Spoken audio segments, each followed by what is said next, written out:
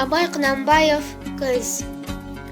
Сұр бұлт түсі суық қаптайды аспан, күз болып дымқыл тұман жерді басқан. Білмеймін тойғаныма тоңғаныма, жол қойнап бие қашыптай жарысқан. Жасыл шөп, бәйшешек жоқ бұрынғыдай, жастар күлмес жүгірмес бала шулай. Қайыршы шал кемпірдей түсі кетіп, жапырағынан айырылған ағаш қурай. Кемпір шал құржан қағып бала бүрсең, көңілсіз қара суық қырда жүрсең. Кемік сүйек сорпа су тимеген соң, үйде ит жоқ тышқан аулап қайда көрсең.